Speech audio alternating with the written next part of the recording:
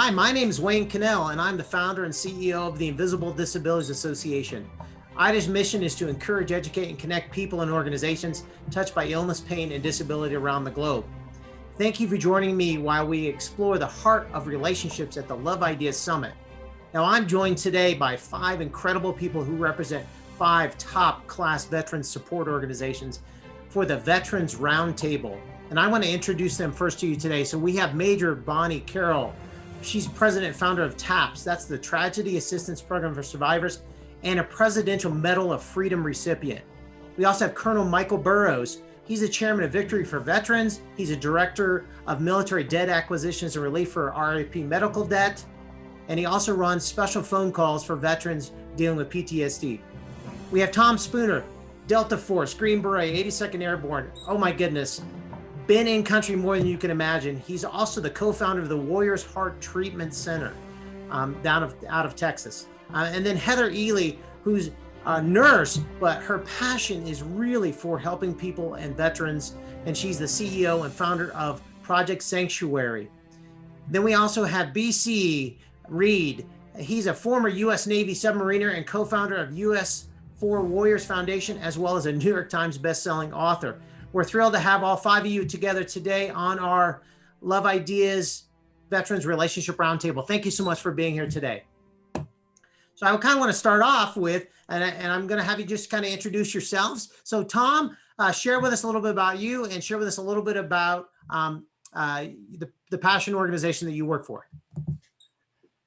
Thanks, Wayne. Yeah, so a little bit about myself is I was in the military from 1990 to 2011. Like you said, I was in the 82nd, I was in Special Forces, and then I was in Delta as an operator from 2001 to 2011. I did 40 months time in combat, got to look my fair share of PTS, TBI, and for me, a big passion of mine is sobriety and helping guys recover from chemical dependencies, which is one of the biggest killers that we have out there.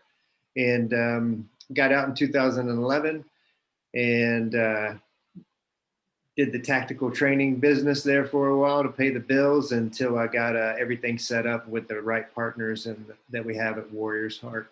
And we created Warriors Heart in 2016, April of 2016 in Bandera, Texas. It's a healing center for active duty military, veterans, first responders, and law enforcement to recover from chemical dependencies and co-occurring conditions, which we all call the invisible wounds of war, which is PTS, traumatic brain injury, moral grief and injury, and everything that goes along with it. And that's the short version of me and the incredible organization that I'm super proud of called Warriors Heart. Well, great to have you. B.C. Reed, tell us a little bit about yourself. Great to be here. Former submariner, Navy diver. My team did some joint ops with SEAL Team 1 back in the day. And having become a veteran, understand very clearly what struggles veterans have. And so a couple of us got together and we started what we call US4 Warriors. That's US4 Warriors.org. And we're really passionate about helping the entire veteran. A lot of organizations do wonderful work, but usually for a small percentage of veterans or for a certain type of veteran.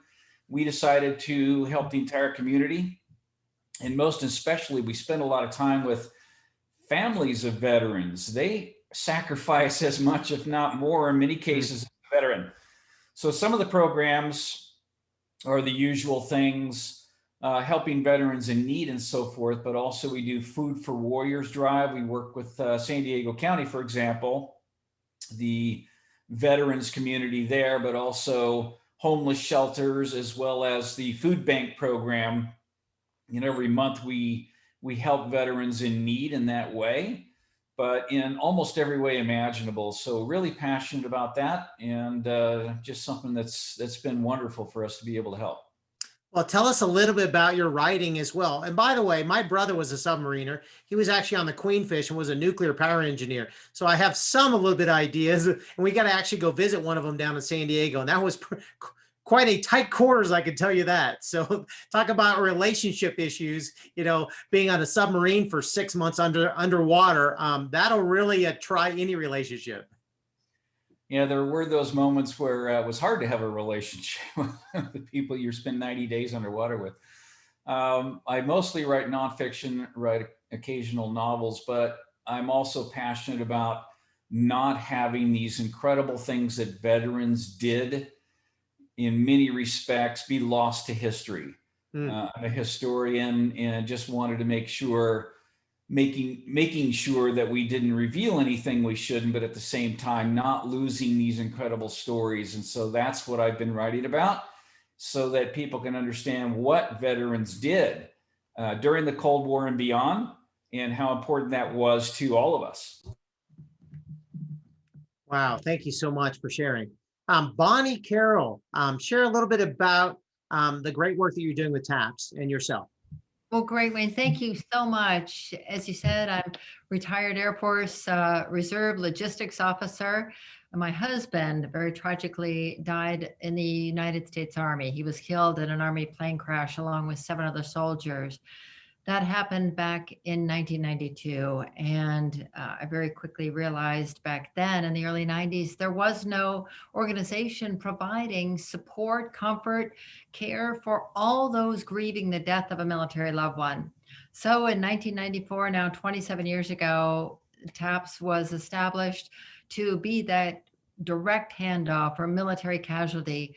One's final honors have been rendered, military government benefits have been administered to all those who were dependent on that service member, and that loved one has been laid to rest. So TAPS is now the program that cares for thousands. Last year, we had over 7,000 newly bereaved military surviving family members who came to us for care. But on a personal note, I had the chance to spend a year serving in Iraq, and that was not in my military capacity, but as a Department of the Army civilian. Out of that experience early on in the war, we've expanded now our connections around the world. So TAPS gives American surviving military families the opportunity to connect with others, widows and orphans of war around the world, and really build bridges and find healing. So that's what our organization does. It provides a safe space for the families of all those grieving a loss to come together, to find the resources they need to grow and to heal, and to most importantly, honor their loved one. So thanks for having me part of the group today. Well, we're thrilled to have you, Bonnie. Thank you so much. Colonel Burroughs. A little background on me. I spent 37 years in the military. Started as a private in 1975 and retired as a full bird colonel in 2012. Served in Iraq, and after I retired in 2012, we had a tragic event in our family where my father-in-law, my wife's father, died from suicide, who was a Vietnam veteran. And at that time, I said, I'm going to take all of my military experience and everything that the military has given to me and try to give it back. And so 4 years ago, I created Warriors for Life. It's a virtual online peer-to-peer support. We've been doing it for 4 years now. We meet 5 days a week with veterans that have PTSD, TBI, military sexual trauma, any of the other invisible wounds or invisible disabilities, as well as addictions. And that's going really, really well. And we're hoping to take it to the next level. And we connect with veterans all over the United States and the world. So we have veterans dialing in from the Philippines, England, Australia. And we found it to be a really great healing experience. Tuesday nights, we do healing through faith. So we have a faith-based night as well for those that truly believe that their faith is part of their healing process, which is very important. And I've also been part of the National Veterans Transition Service, AKA Reboot, out of San Diego. I've been on that board of directors for 5 years now. The chairman of the board for Victory for Veterans. We're going into our 5th year. And Warriors for Life belongs to Victory for Veterans. I gifted it to them, and so it falls under their tutelage. And I'm also the vice president of acquisitions for military and civilian debt for RIP medical debt. And we've abolished a little over $80 million so far for veterans and their families that have been underwater and healthcare debt, and we plan on doing a lot more. The total amount abolished to date is $2.7 billion across the nation. So it's been awesome, and I just love being a part of what you're doing, Wayne, and what Jess is doing. Invisible Disabilities reaches so many of our wounded warriors out there that where the wounds are here, and it's so important. And again, thanks for what you do. Thank you, Michael. Thanks for having me. Thank you very much, Michael.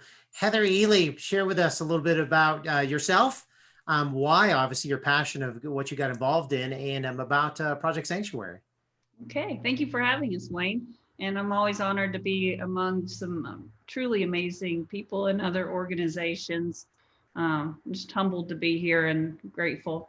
I started Project Sanctuary back in 2007 as a registered nurse operating out of a small clinic in Estes Park, Colorado. Military families started showing up with Gulf War illness, and they were searching for support and answers, and they didn't know why they were sick. And you typically had a spouse taking notes and 2 kids in my waiting room, and they were traveling from states away. And as a civilian, I was shocked. I didn't understand why they were seeking care in our free clinic, and why as a nation we weren't doing a better job in supporting our military families who had obviously sacrificed so much on our behalf. You fast forward through 9/11, and I kept reading statistics and studies about child abuse and neglect and parents deploying. And I'm like, oh my gosh, all those kids in my waiting room, somebody's got to do something. Honestly, I just wanted to write a big check. So I Googled who's helping military families so I can just write a big check and, have that off my conscience. And no one was doing anything back then. We live in the beautiful state of Colorado, and I wanted to take the families up to the mountains and offer them some respite and tools. I'm a nurse. I want to teach them things to make sure that the whole family was empowered. Another part of my background was home care and hospice. I know that you've got to empower the family to help them move on. And I really thought we would just ride horses and do a couple of classes and I'd offer support and that would be it. But now we're in 8 states, typically offering 30 therapeutic retreats led by licensed counselors, social workers, certified rec therapists.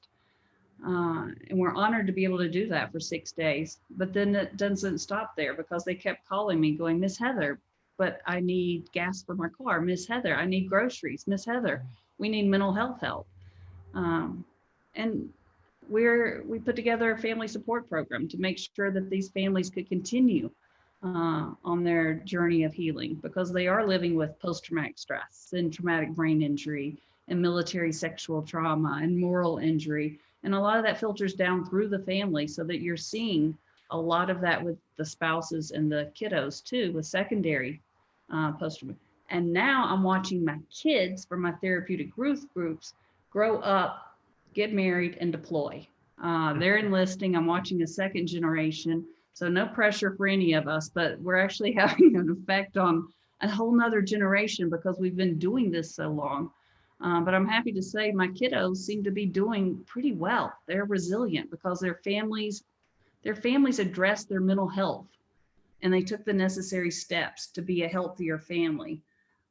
So I've actually got an optimistic outlook on our next generation and where they're headed and their resilience. Well, thank you so much, Heather. That's awesome. I really want to kind of dive into some of our questions, and anybody can take this first. What is the impact of social distancing and isolation on that veteran and family relationship right now? Whoever wants to dive in, make sure you unmute yourself and jump right in. Well, since I'm already unmuted, yeah, it's you can't tell a veteran to go home, sit in the basement, and not interact with anybody. That is a recipe for disaster. And then adding the children into the mix and homeschooling and the lack of interaction, they need people. It's so easy for them to retreat back into the basement that's the wrong direction for any of them. So we immediately ramped up programs, as I'm sure everyone here on this call did, to make sure that there was some connection and there was some human interface, whether that was a phone call or Zoom meetings or whatever we could do to make sure that they didn't feel trapped and that they had other options. Yeah, somebody else. Yeah, and Heather, thank you for that. And you're exactly right.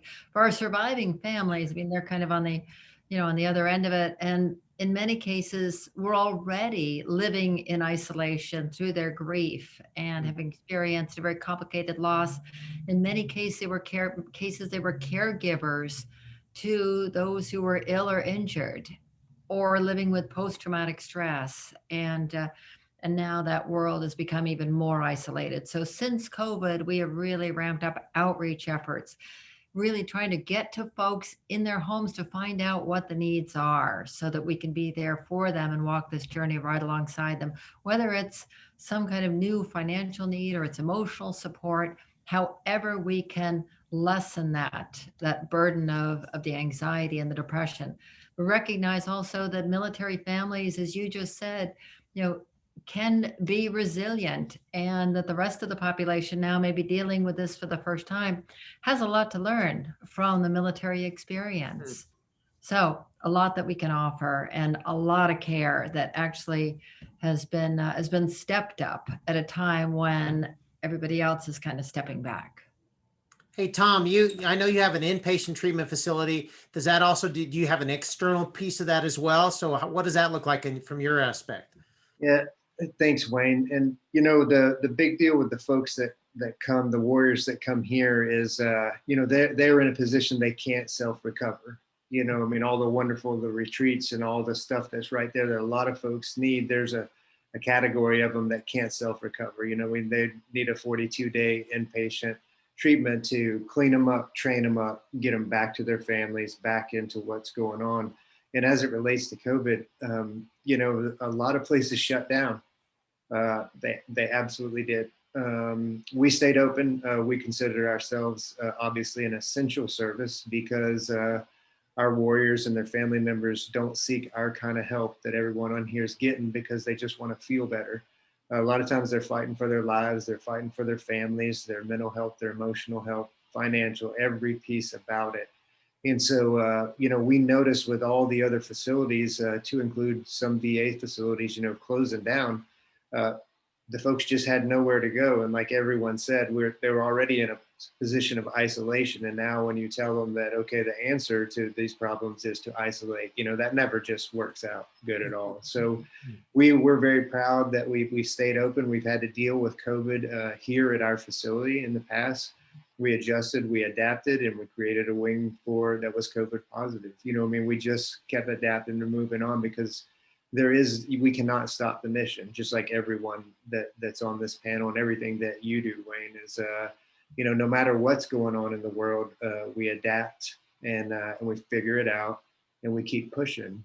And we've really noticed, now we have, just an example is, we have 55 warriors in-house with 30 on the waiting list. It's just, on one hand, that's great. Hey, it means we're doing the right thing and everyone is wanting to come here for that type of treatment.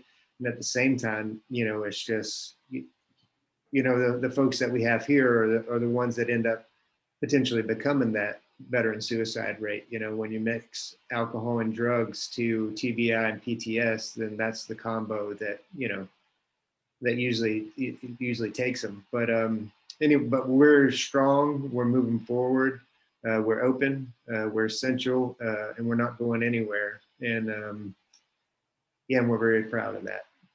All right, awesome, Tom. Michael or BC?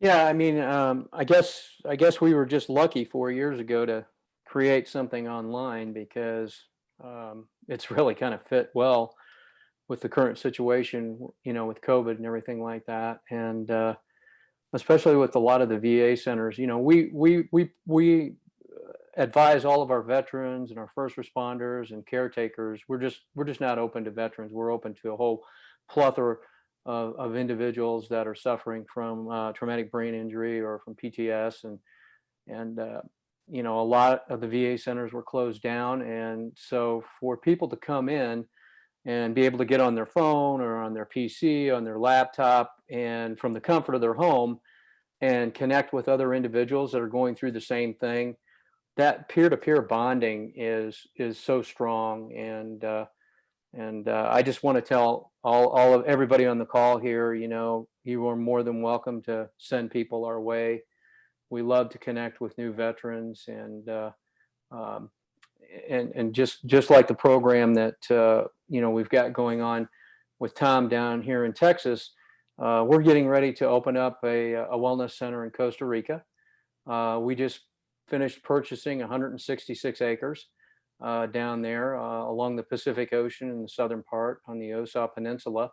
And we want to be able to treat veterans for the addiction, alcohol and drug, as well as PTS and TBI and the other invisible disabilities. So I find these kind of calls great because you can collaborate, and I'd love to see what Tom's doing. And if Tom's doing something great, we don't want to reinvent the wheel. Maybe Right. we can partner and set that program up down there in Costa Rica. But we want to be able to fly veterans in free, and we want to be able to put them through the program either 6 weeks or 12 weeks, however long, at no charge. And that's a big thing to bite off, but that's the direction that we're headed in. And we call it the Learning Training Readiness Center. So when they come down, not only will we be working on the addictions and the drug addiction programs and all that, but we're going to be training them in the trades, and we're going to have them working as they're going through treatment. You put those two things together, and I think that builds a successful program. And so That sounds great, Michael. I Yeah. really appreciate that passion that you have. Obviously, that Yeah.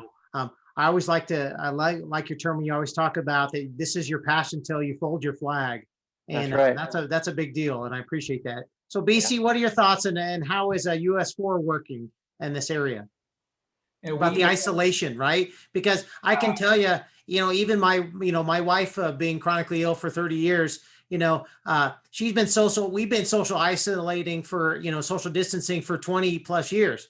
And what we don't want to do is, as we get through this, is you're right, everybody's experiencing it, is that when we get on the backside of it, that when we come out of this, that we don't forget the people that are still doing it because they don't have a choice, or they're still dealing with PTS or depression or anxiety or those fears. And we'll have a new group of people that have never experienced it before that will be continuing on, including in the veterans and their families. No question. We were implementing programs years prior to the pandemic to deal with stress and anxiety, and also, believe it or not, a lot of poverty level shortages. Not only active military, but veterans are at the poverty level or below, and we're struggling to even put food on the table, which is where our Food for Warriors program came from. But when the pandemic started, of course, we've seen a dramatic escalation in the stress and anxiety levels. So we had to look at how we can help with that. But also, we had shortages in trying to help those with shortages. Just getting staples like toilet paper, et cetera, in those early days were really quite a struggle. So adapting to that was a difficult challenge. And also the way we implemented it was we had large tables set up at various different locations, and veterans and their families would come to those locations in person. Well, how do you deal with that when you're in a pandemic? So we had to figure out how to get creative to maintain social distancing and safety as a real key issue. To be able to help these veterans. So it was quite a challenge, but we figured it out, and today are doing just fine with these programs. Well, that's fantastic. So I want to kind of go on to the next one, which is really talking about the increased risk of PTSD, fear, anxiety, addiction, and suicide. We kind of touched on that. I saw a recent statistic that 31% of couples feel that due to COVID, there's been irreparable damage to their relationships. And, I think about, as I think Heather mentioned about the whole aspect of now all of a sudden you're together all the time, and that everybody was like, oh, that's so exciting. For the first couple of weeks, our whole family's eating together. We're all excited and everything. And next thing you know, it's like, oh my goodness, we're all stuck together. And now it becomes the opposite, right? And how do you get away and, go for the drive or whatever that is? But the increased impact of suicide and on this anxiety. And I mean, it was difficult enough before. What's that impact, and what is your thoughts and I consider you guys experts in really dealing with this whole area. So, somebody want to jump in and please, kind of start talking about that. Wayne, just from a survivor perspective, we are seeing at the back end of that an explosive rate of the number of suicide losses in the military, and it is absolutely devastating. We just wrapped up last weekend our 12th annual national gathering of suicide surviving family members. We now have over 16,000 within COPS who are grieving the death of a loved one in the military to suicide. I currently serve on the Prevents Task Force, which is the VA's roadmap to end the tragedy of suicide. So what we're doing that's a little bit unique that may be of interest is we're taking the insights of those surviving families who've lost a loved one to suicide and asking them to look back at their loved one's entire experience, all of the factors that may have come into play that may have contributed in some way to their suicide. And we're using that to inform the military and the veterans community on prevention efforts, ways that really can get to the root of the problem. And then there are wonderful programs, like what Heather is doing for families to heal the whole family, to bring it all back around. But what that does for our survivors is it empowers them. It gives them the feeling that I couldn't save my loved one, but maybe I can save someone else. So we do this as a community. We, just hope and pray that we can save lives every day. And thank you for shedding light on this and awareness. It's so important. Thank you, Bonnie. Yeah, and thank you, Bonnie. I would love to have that data too.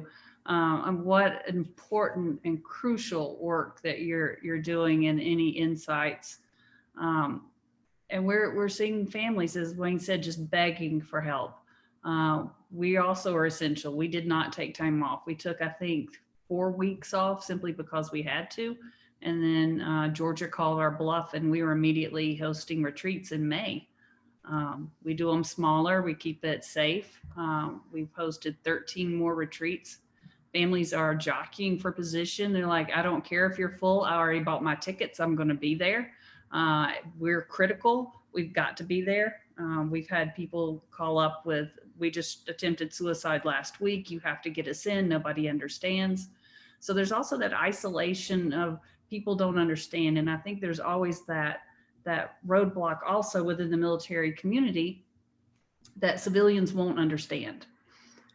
So overcoming those feelings and being a place and opening the door. Tom, we love your program. I wish I could run through about half of my participants, because a lot of times they come to us in crisis and we're like, we're not the only ones helping. There's Tom and his Warriors Heart. Here's another amazing organization. And we tag team with Bonnie and TAPS as well, just to make sure these families understand during this critical time that there are many organizations doing wonderful work. And it is stressful, but they're not alone. And I think that's the message that we really need to get out there, is that anxiety and depression, social isolation, post-traumatic stress, it's all okay. And people understand. Well, Heather, something is happening right today because of this. There's a lot of PTSD happening across the board, not just in the veteran space, right? So hopefully that'll bring some additional understanding, with everything everybody's going through right now. So Tom, I mean, obviously that's got to be an area you talked about, and the impact is these veterans are coming in. This is a last ditch effort for some of them, I would guess.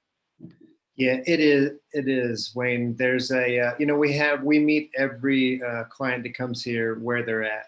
That includes, a guy coming off the streets, all the way to someone who's on active duty that's just having struggles that, hadn't burned it all in yet, so meet them where they're at. And back to that part that you said, with everyone struggling with the isolation, but also being, lack of better word, stuck together, so much family time that they don't really know what to do with it. the thing that comes up for me and that we see is that it just exposes the need for the tools that these families and these individuals need in in emotional and mental and even spiritual help, if that's what they're into, whatever, it will always come back to the thing. If, hey, is what you're doing is working, then keep on going, and if it's not working, then, hey, let's look at something else, and it's, again, the benefit is that, we've been dealing with these topics that COVID brought up. We've been doing that for decades, within these populations. So we do have a lot to offer to the community. We do share, outside of the realms of the warrior population and those families, with our communities and everything else. But online, like what Michael was saying, they have going on, it was that's really where all these assets are available in all these other amazing organizations. The only online thing that we have going on, we created Warriors Anonymous. Again, our specialty is in the chemical dependency department, but it bleeds over into everything else. And that's a lot of online meetings. Again, back to the importance of the peer-to-peer network, which then we know once healing occurs with our folks that we're treating, whoever all of us on here are doing it compounds into the community because they become better community members. They, it's just, it's not rocket science, it's like, hey, let's just help each other out and continue to do that along the way. And our whole communities end up getting better, and I personally believe that, as veterans, law enforcement, first responders, all of us, EMTs, hospital workers, all of that, we're situated to dealing with this kind of stress. And therefore we are in the position to take lead on, hey, how do we begin to solve these problems, and a lot of it goes right back to all the wonderful stuff that's online, with just a click, you can get involved. It kind of, is it the best? No, face-to-face is always best. It was really aggravating for me at first when they started closing down all kinds of meetings, but hey, it's way better than nothing, and Right. Well, I think, Tom, I've reached out to more friends and seen them face to face than I have in a long time, right? On Zoom. I mean, people that I haven't talked to in years, and all of a sudden now we're meeting on a regular basis. So I get that.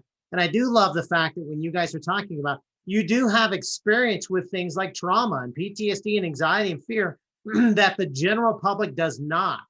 And so what a great opportunity as leaders, which, I always have looked up to people that are veterans to say, oh my goodness, I mean, they are taught how to be leaders from the moment they step in the first day, right? And to use that leadership as an impact in our society, to look at it and say, hey, what you're doing. I mean, I think of it, our nonprofit is, we're not here to reinvent any wheels. We're saying these are great organizations. That's what we love to do, is honor what you're doing. And I remember, Tom, even when you received our Invisible Heroes Award, you said you were so excited about getting the award because it's the first time you got an award from a non-veteran organization. It was a big deal. And it really is, because for us, there's that common human experience of anxiety and fear and PTSD and things like that people don't understand. But you guys are on the front lines every day helping people to work through that. So Michael or BC, what do you think about that whole aspect of the impact of, obviously on the, when it comes to the suicide rates and those things, and what you can do as an organization? Yeah, Wayne, I think you hit it right on the head. It's the leadership aspect that virtually all the veterans and their families that we interface with, like you said, they've been taught to be leaders. And so it's difficult. It's humbling for them. It's hard for them to reach out and ask for help because that's not the way that they were trained in the military. And so, yes, a lot of our programs are designed for the handout when they are in need and help them through that difficult time.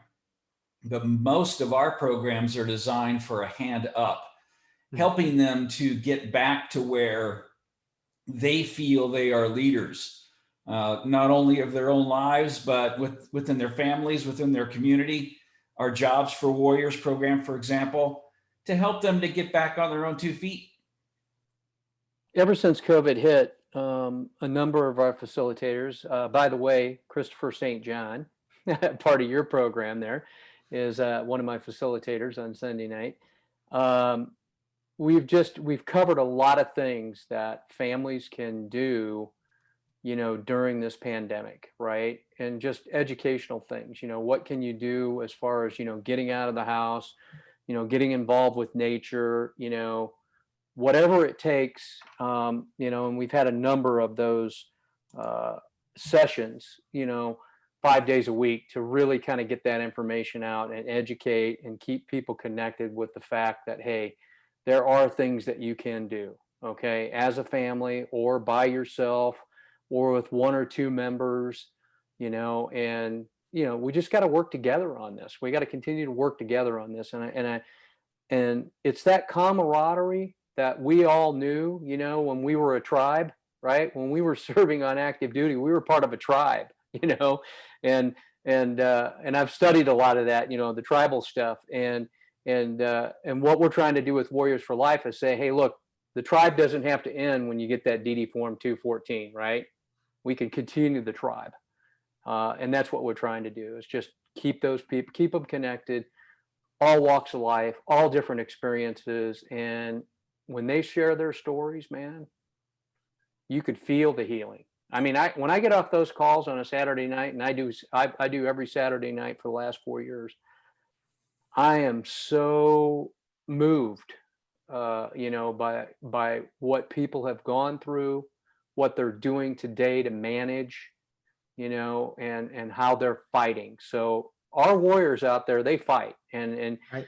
and just like Tom said, there might be some crippling things out there that are holding them back, with the addiction and the alcohol and stuff like that. But deep down, deep inside, they're fighters.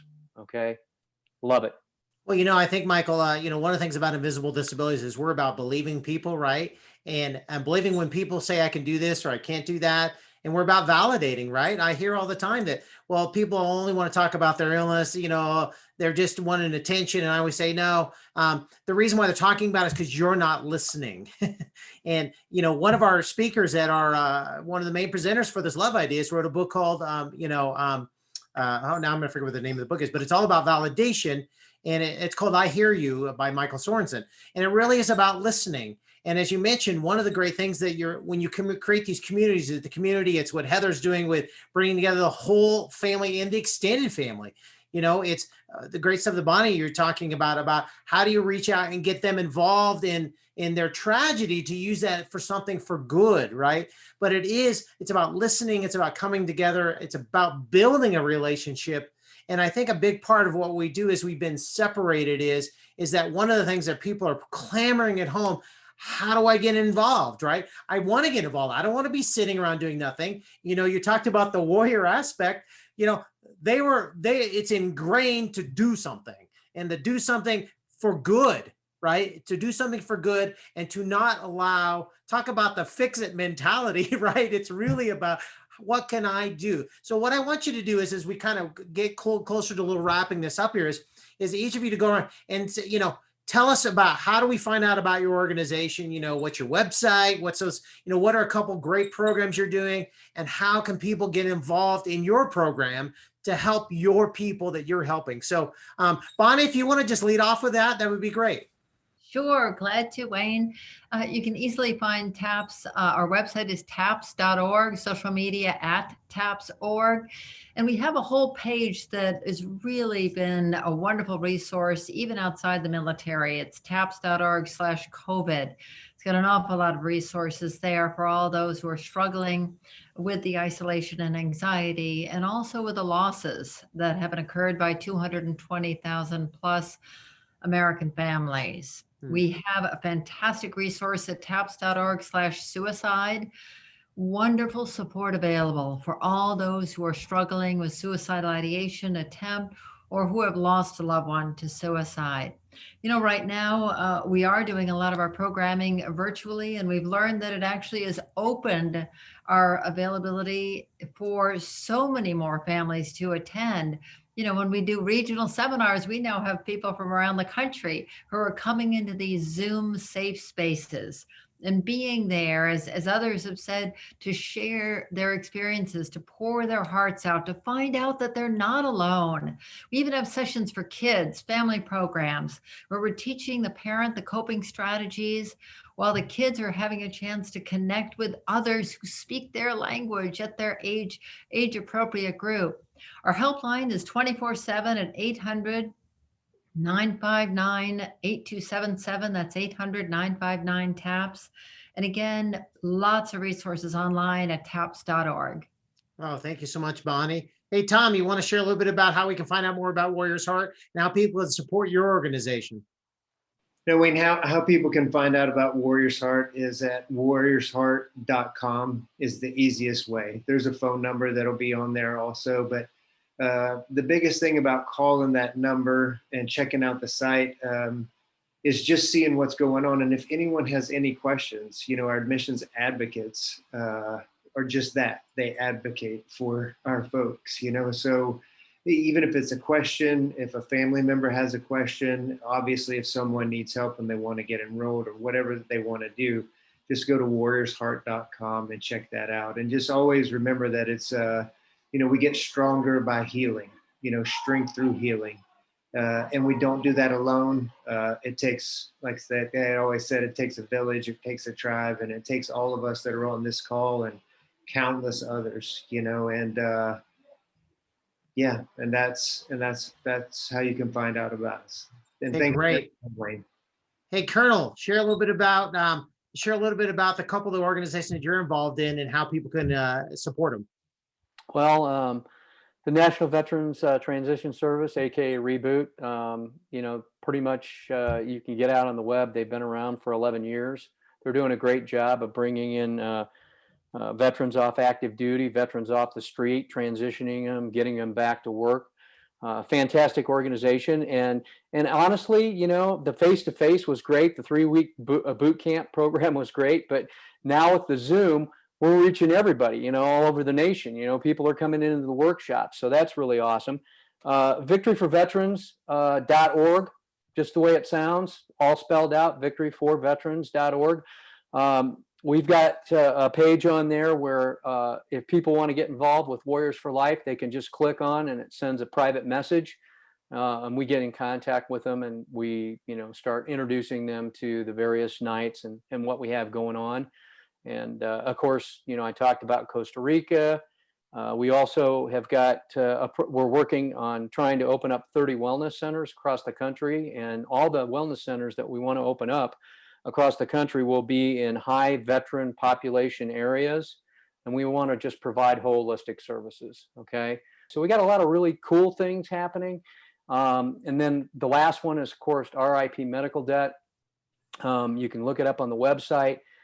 We have literally thousands and thousands and thousands of people that are donating every day to abolish healthcare debt in this country. And we know that's a problem. That's a problem, but a lot of people didn't realize it is really struggling for some of our veterans, especially our disabled veterans that have a family of 1 or 2 or 3 or 4 people. The veteran's covered by the VA, but the family's not, and they're underwater, with this healthcare. So it's just amazing. Those are the cool things that we've got going on. And I just love the fact that I got to connect with all these other heroes on here. Thank you. Awesome. So BC, you want to share some about how we can find out more about your organization? Us4Warriors.org. That's US4 Warriors.org, us4warriors.org. And you can donate there. And all proceeds from my books actually go to veterans and their families. We have a number of ways that you can help out. Our Jobs for Warriors, if you know of any jobs that are available, that would be wonderful. And also the Food for Warriors, we look for donations there. So contribute as best you can, because we're trying to help warriors in every aspect, and especially families. Thanks. Oh, awesome. And Heather. Yes. So we are still actively hosting retreats across the country, except for Washington State and California, because they're special. They're working out their stuff. We're making it work.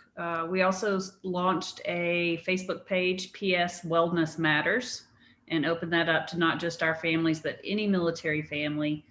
We do things like Meditation Monday, Twisty Tuesday, which is yoga, Wellness Wednesday. We bring in spirituality, nutrition, because healing should be for everyone and encompass all aspects.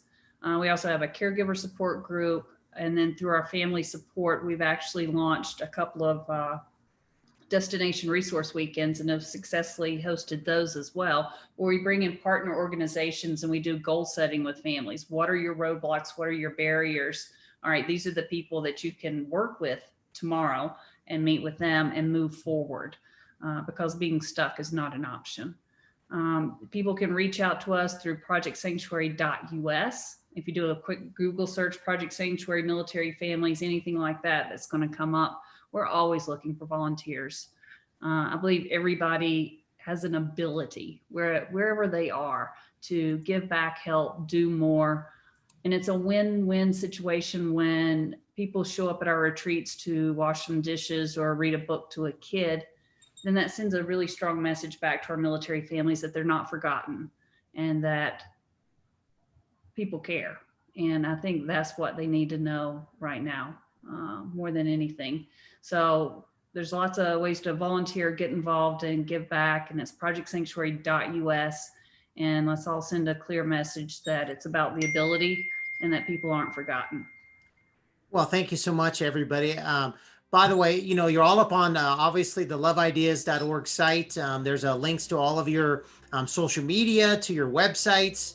You know, because what we want to do is really highlight at Invisible Disabilities. We want to really highlight all the great work you're doing.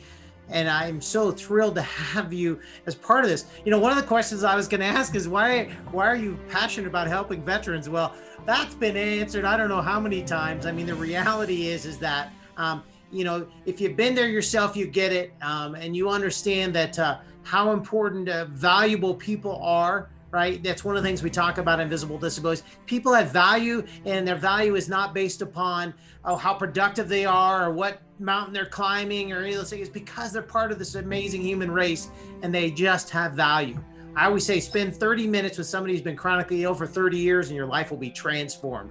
I mean, they are like the most amazing project managers and warriors you've ever met. And I get that.